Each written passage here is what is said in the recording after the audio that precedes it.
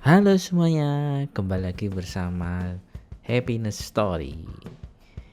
Ya, pada kesempatan ini saya berada di kampung kelahiran saya, di rumah saya waktu kecil ya.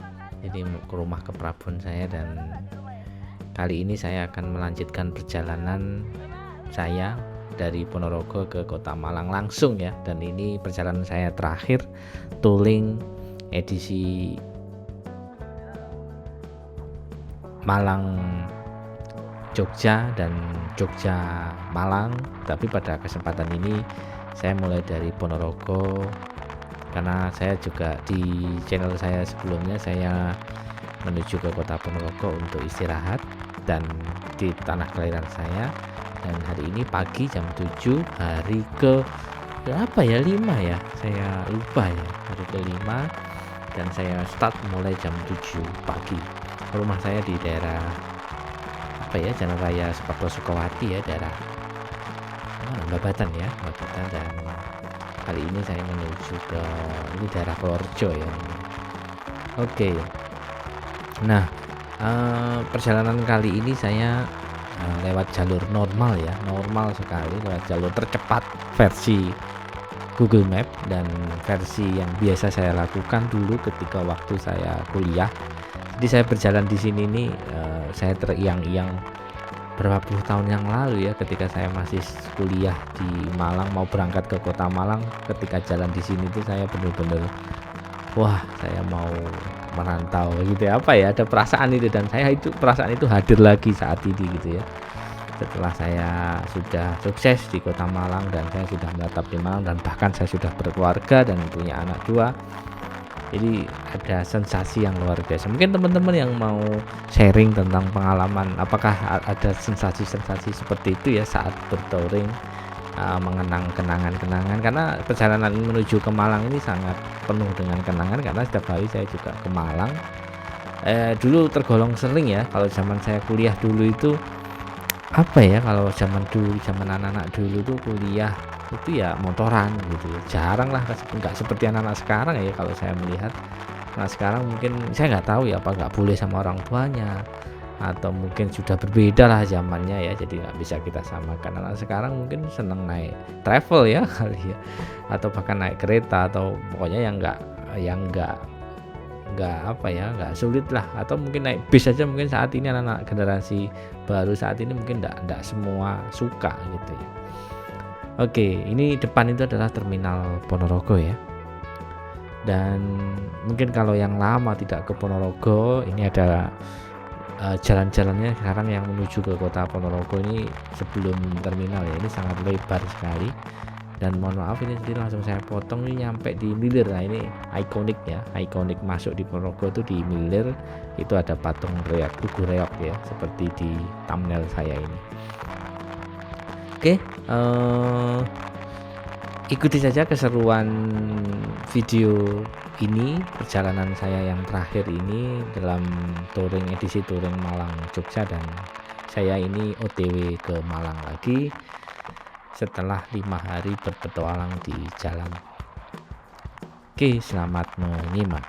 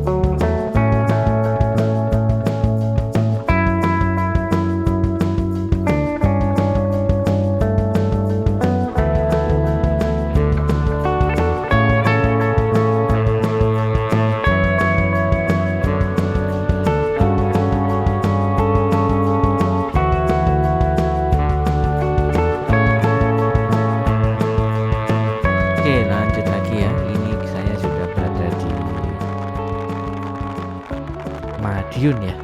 Berada di Madiun kurang lebih 30 menit ya.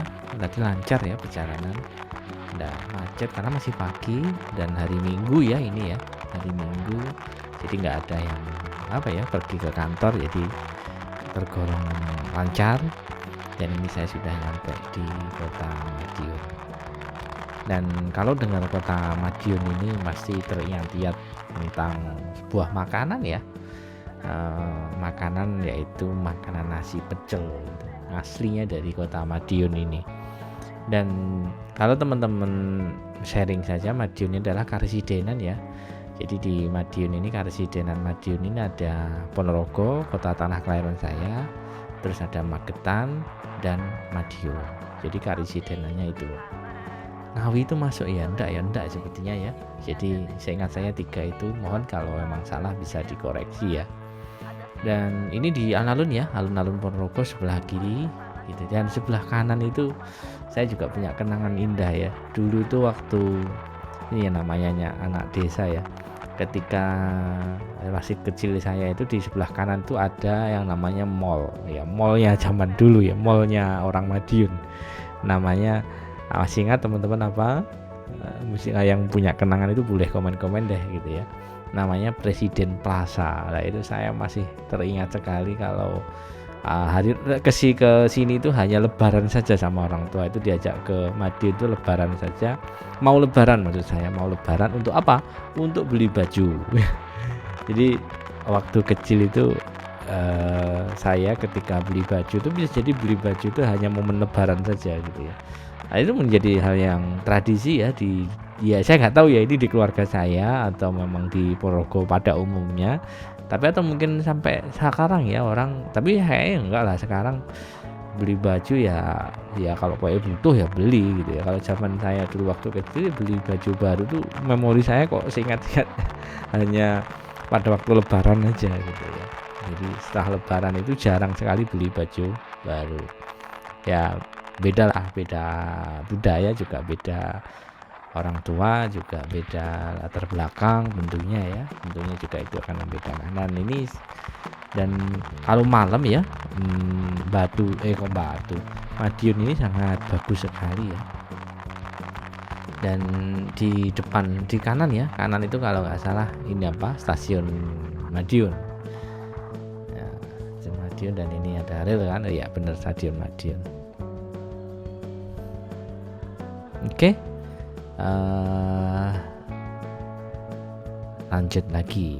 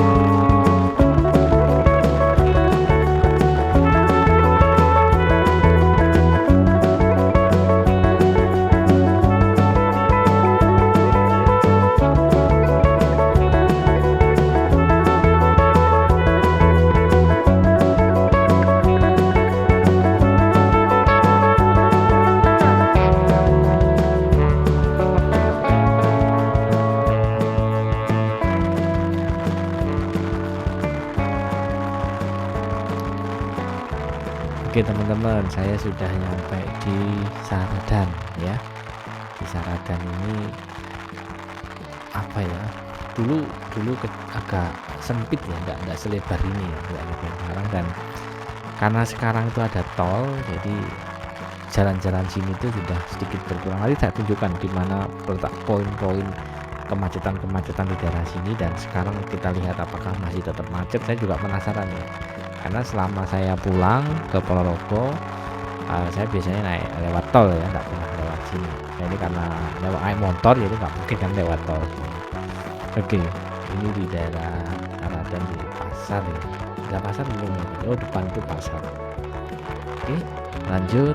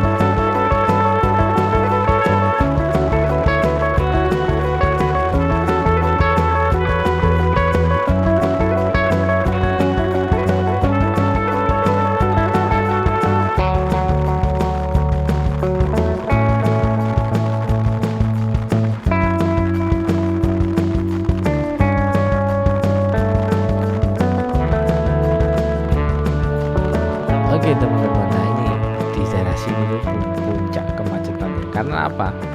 Kalau dilihat jalur apa itu garis ya, garis tengah itu garis lurus gitu ya, nggak boleh nyalip ya intinya. Kalau nyalip, nah kalau orang zaman dulu ya di depan sana itu sudah ada apa ya, pos polisi yang sering sekali orang tuh ngelanggar. Nah di arah sini tuh sangat apa ya, sangat terkenal sekali tentang pelanggaran-pelanggaran lalu lintas. Artinya jalan lurus itu kan nggak boleh nyalip, tapi karena macet biasanya ada truk pasti apa ya melanggar. Nah hebatnya apa ya, polisi itu tahu aja kalau ada yang melanggar padahal posnya itu udah jauh sekali ya. Itu dulu seru sekali ya, kok bisa tahu ya, katanya ada mata-mata atau apalah gitu ya. Mungkin yang dulu punya pengalaman apa berkendara di sini, siapa yang punya pengalaman ditilang boleh deh komen-komen gitu ya. Oke, ini sampai apa ya, masih syaratan ya, masih syaratan, dan ini sudah di apa namanya, hutan syaratan itu ya.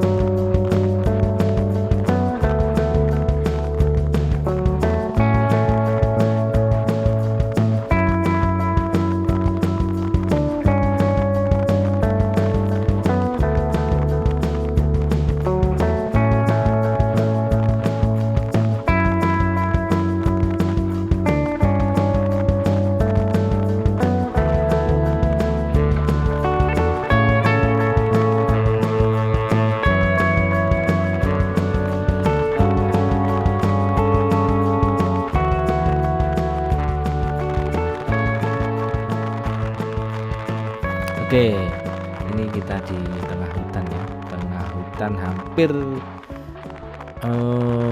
Saradan ya, berakhir habis menuju ke perbatasan Saradan ke Nganjuk ya, kalau nggak salah. Nah ini di sini jalan kembar baru, dulu sekali nggak ada jalan ini, tapi lah lurus gitu ya. Karena di sana ada rel kalau nggak salah, sehingga dibuatlah jalan kembar ini. Sejarahnya seperti itu. Dan ini daerah mana sih? Saya lupa sini itu. Ada kok keterangannya. apa ya, hampir mendekati Nganjuk lah, depan itu Nganjuk ya, depan itu perbatasan Nganjuk. Dan di sini karena sudah setengah ya, seperempat perjalanan, hampir setengah lebih. Istri saya pengen istirahat karena ngantuk katanya, karena lurus saja jalannya memang enggak ini, sehingga saya merapat dulu ke Indomaret dulu dan kita lihat-lihat sejenak. Oke.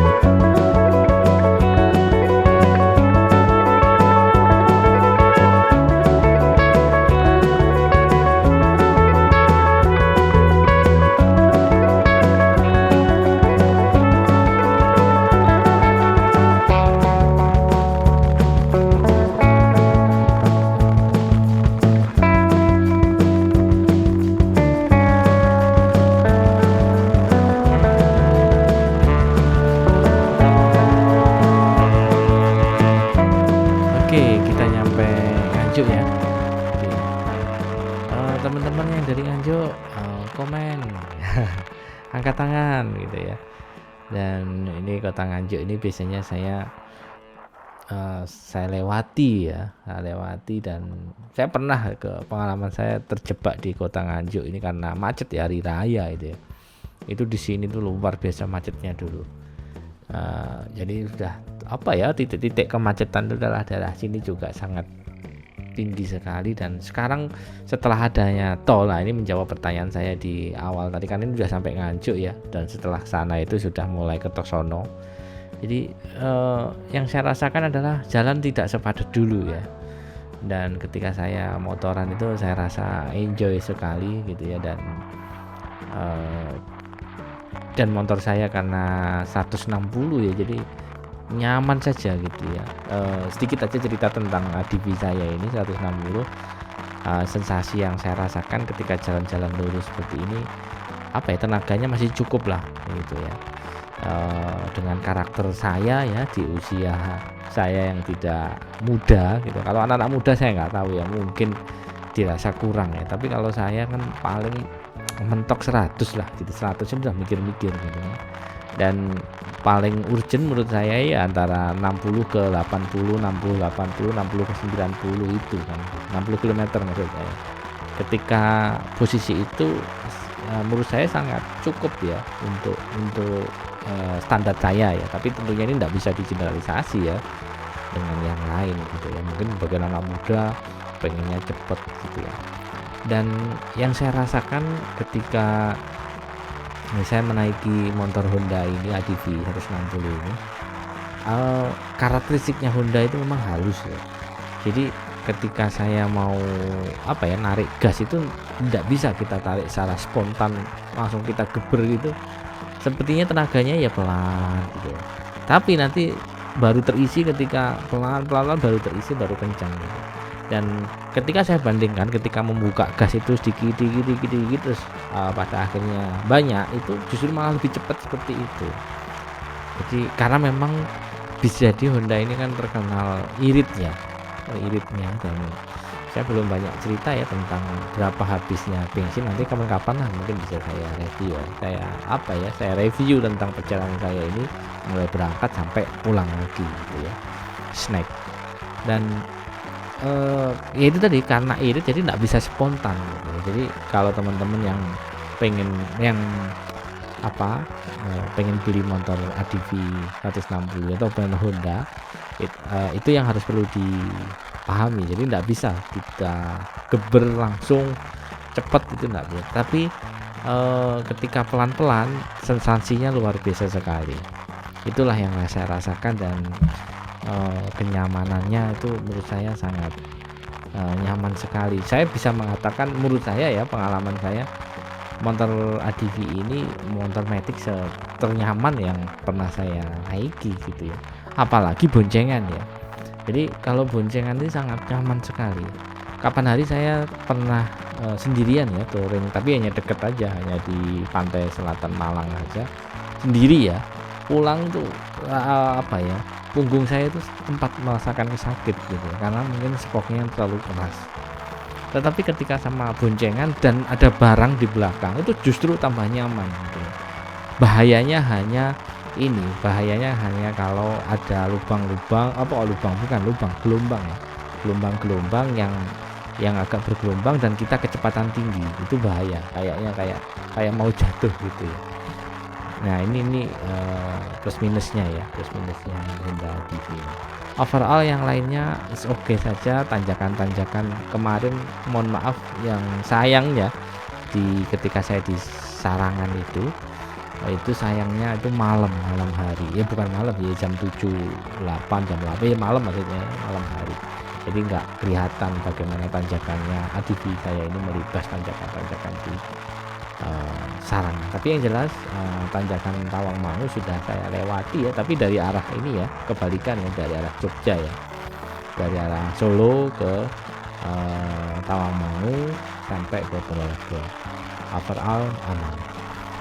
Mungkin akan saya coba ya mungkin tanjakan lagi yang lebih ekstrim ke Bromo misalnya. Tapi Bromo saya sudah terlalu sering, jadi saya nggak begitu tertantang ya. Saya nggak tahu kuat apa nggak di sini ke Bromo ya. Teman-teman kalau punya komen-komen yang punya pengalaman ya, boleh deh komen-komen ya, ke Bromo itu kuat enggak. Kalau lewat Wonogiri sepertinya oke ya, tapi kalau lewat Tumpang, nah saya nggak tahu. Saya pernah ke sana naik motor trail ya, enak aja kalau motor trail, kuat-kuat aja. Nah, tapi kan kalau di itu matic ya, jadi agak ragu-ragu aja sih, dan masih agak eman aja gitu ya, karena ini juga dari golong baru. Yang bahaya itu memang turunan karena matic ini kita harus tahu lah strateginya gimana turunan menggunakan matic. Oke, itu saja. Ini sampai mana ya, hampir Nganjuk berakhir. Ini simak saja ya teman-teman seruan video ini. Mohon maaf saya ngomong alur ngidul-ngetan ngulon gitu. Kalau orang daerah Madiun tahu ya, tapi yang nggak dari Madiun nanti bisa tanya ke temennya apa alur ngidul-ngetan ngulon. Oke, setelah ini mohon maaf ya, perjalanan saya kepotong sedikit, jadi karena kamera action cam saya habis baterainya. Jadi teman-teman kalau pakai Akaso ya, Brave 7, jadi dari Purworejo tadi sampai sini ini habis ya, karena tadi ya tidak full ya, tetapi beberapa, tapi banyak sekali. Nah ya kan, ini sudah habis dan saya langsung ambil baterai yang kedua karena ada cadangan, berarti jam 10.45. Jadi mulai jam 7 sampai 10.45 berapa jam ya, walaupun tidak terus ya. Dan saya pakai baterai yang kedua ini Tadi saya sempat istirahat, makan, rehat karena siang ya, dan agak lapar gitu ya, dan pesan saja kalau touring-touring ini makannya jangan kenyang-kenyang ya, karena takutnya ngantuk nanti. Dan makan bakso seger-segeran itu recommended lah gitu ya. Dan sekarang saya menuju ke kandangan ya, ini sampai di Pare menuju ke kandangan. Station terus di video ini, di channel ini, semoga mengobati rasa rindu ya, kalau Anda lama tidak tidak jalan di sini atau menuju ke kota-kota yang saya lewati tadi.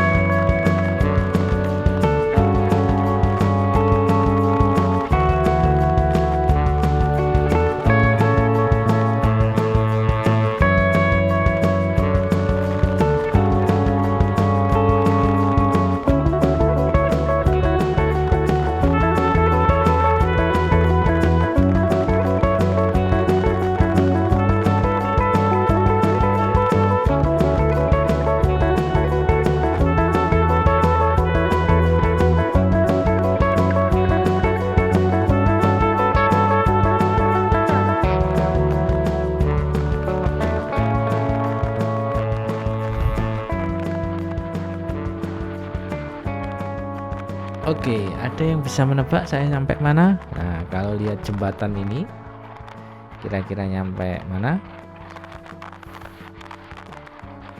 Ya, di depan itu adalah pertigaan atau perempatan ya, perempatan kandangan, pasar kandangan ya. Kalau lurus itu pasar kandangan.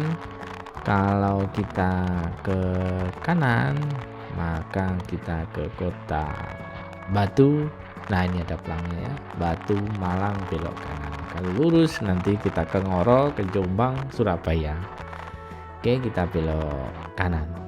Jadi teman-teman mungkin udah tahu ya di daerah sini, dan kalau belum tahu ya, kalau mau ke Malang lewat Pare, berarti itu tadi kita ke kanan. Ini nyampe kandangan jam 11 ya, 05.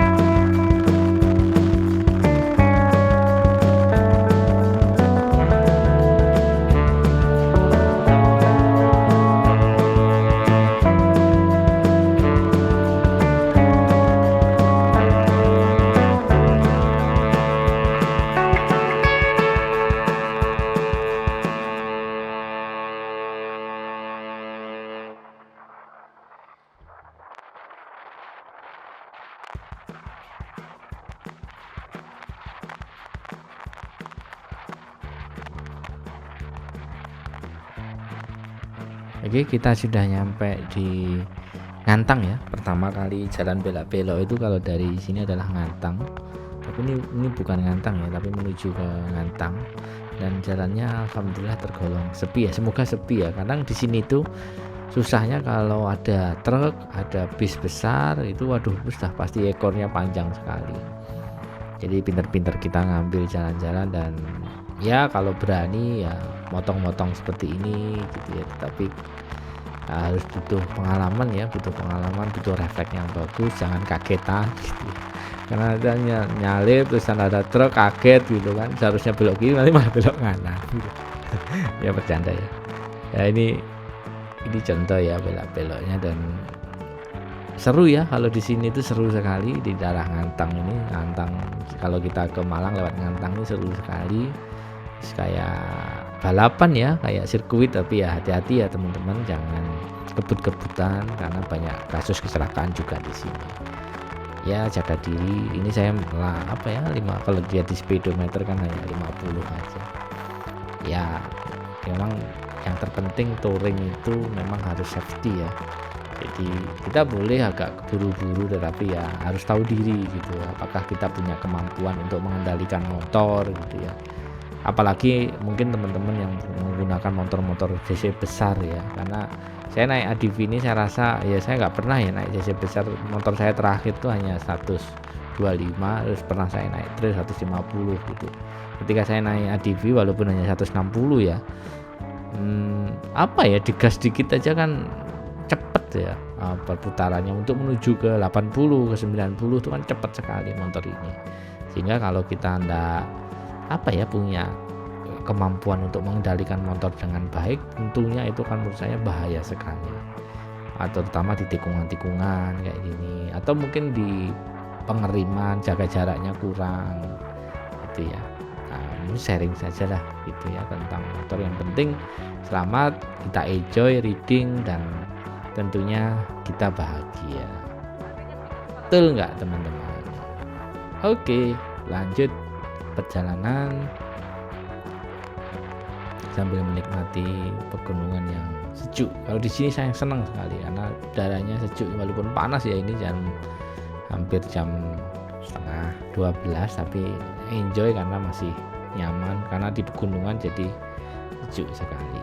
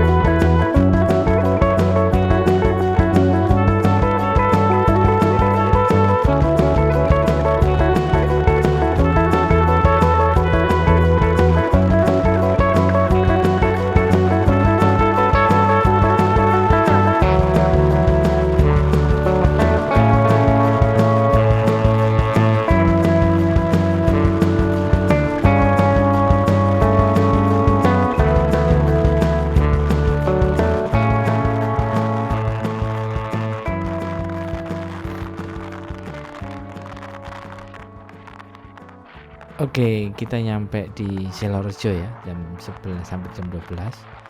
Dan ini kalau mungkin Anda mengikuti di part saya pertama, saya nggak lewat Ngantang ya, tapi di Silorejo langsung saya belok kanan ya, Kak. Ya, belok ngiri, sorry, belok ngiri. Kalau dari sini belok kanan. Nah, ini pom bensin pertama kali saya istirahat dulu ya, ketika touring pertama. Di depan sana ada pertigaan, nanti saya belok kanan ke arah Blitar. Nah, itu kalau kita dari arah Kandangan ya, dan ini lurus terus. Dan ini kayak kembali lagi ke zaman saya ketika berangkat itu ya.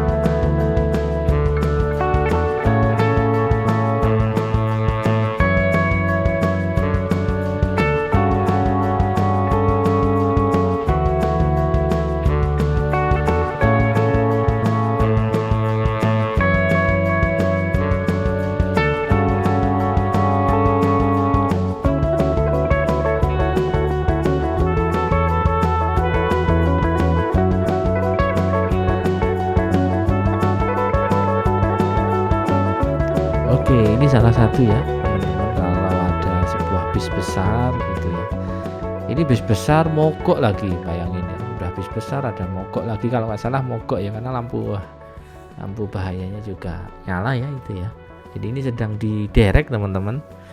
Jadi sudah pasti panjang ini tadi macetnya. Tapi alhamdulillah saya sudah melewati mobil-mobil ya. Ini tinggal motor-motor saja menunggu giliran untuk jalur kosong. Nah ini sepertinya ada mobil. Wah ya, pinter-pinter kita ngambil celah ya. Itu di belakang saya itu panjang ya, motornya kelihatan dari spion itu ya. Apa antrian mobil. Kalau naik mobil sudah ampun kalau sudah seperti ini. Nah, nyalip juga sulit, ya sudah kita merayap belok-belok dengan kecepatan yang rendah tentunya. Ini kita naik motor aja nyelipnya juga nggak gampang gitu ya. Wah ada motor mogok ya, radiatornya kasihan.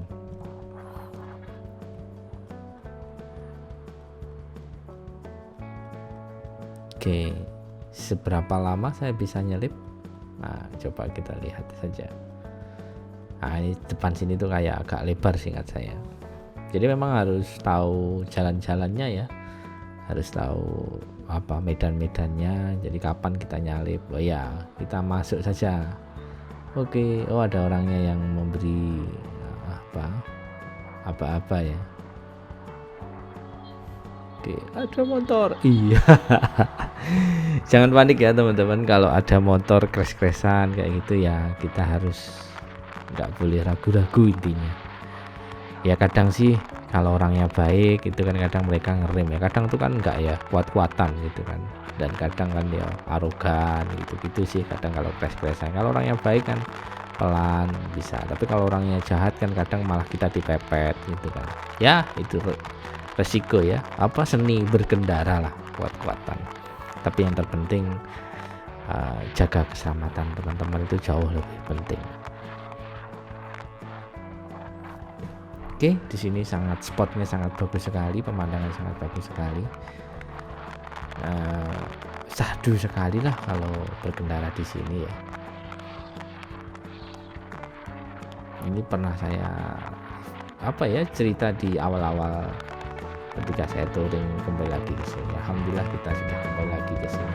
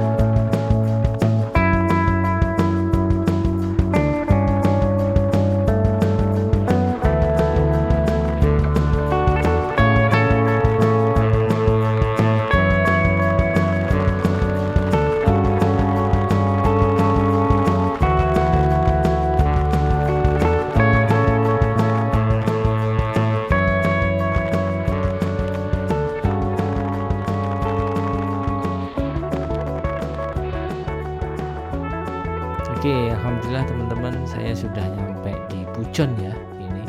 Jadi mohon maaf tadi langsung saja di Pujon, dan di ujung Pujon ya. Nah, ini saya lewat lurus terus ya, nggak lewat kanan. Kalau lewat kanan itu kita ke arah Payung. Nah kalau lurus terus biasanya motor, mobil kecil ya bisa ya. Kalau truk sepertinya udah nggak bisa, bis sudah nggak bisa. Ini kita lewat jalur Klemu.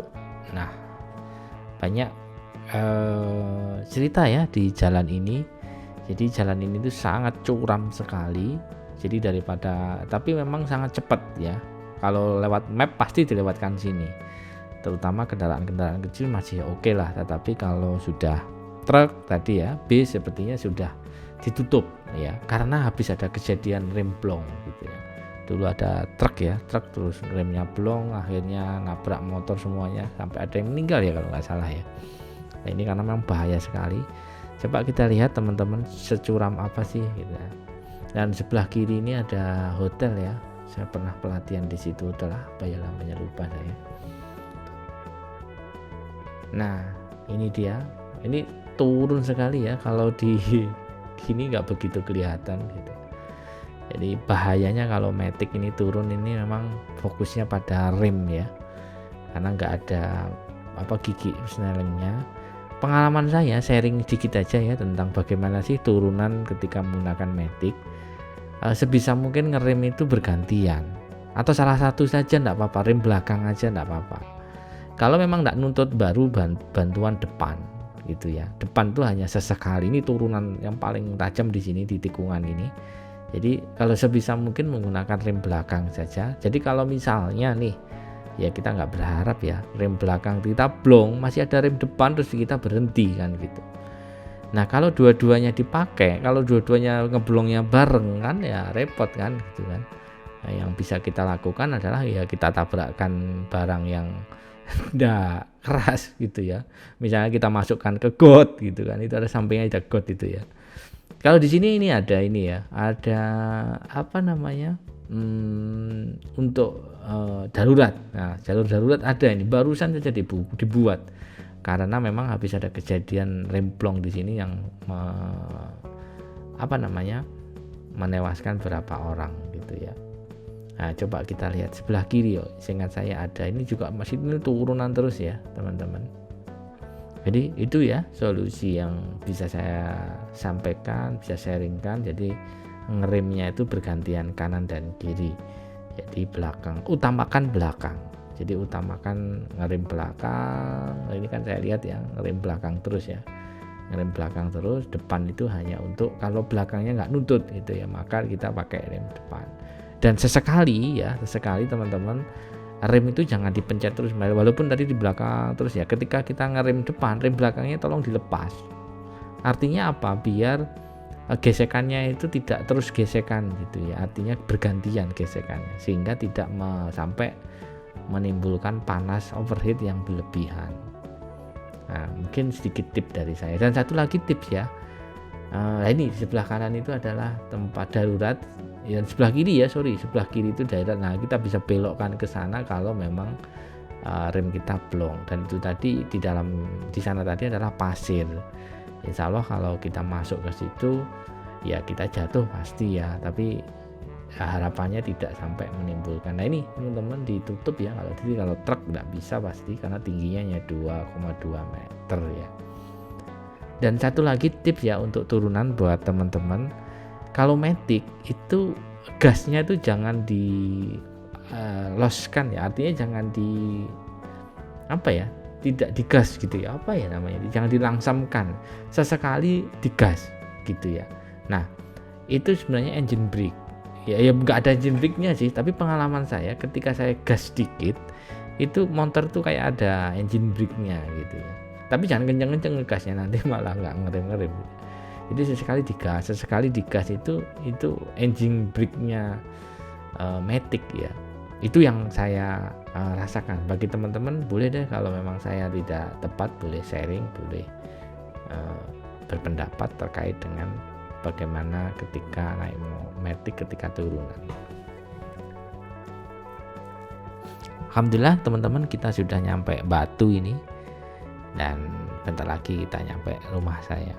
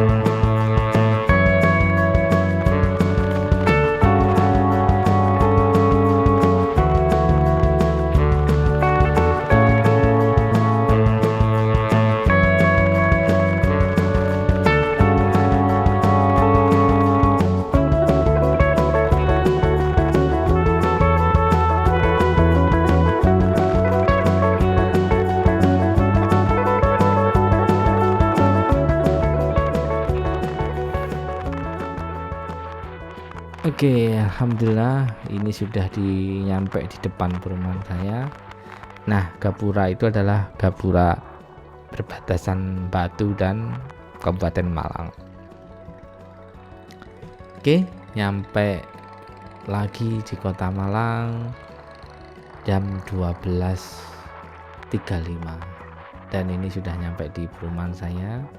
Monggo teman-teman kalau mau mampir, kalau yang lagi touring jauh misalnya mampir ke Malang melihat video saya, boleh deh sharing-sharing, mampir-mampir kalau ada waktu saya luangkan untuk menjamu kalian dimanapun berada. Oke, semoga terinspirasi dan ini touring terakhir saya. Setelah itu saya nggak tahu mau touring kemana, belum ada rencana. Doakan saja teman-teman, semoga bisa menghibur. See you.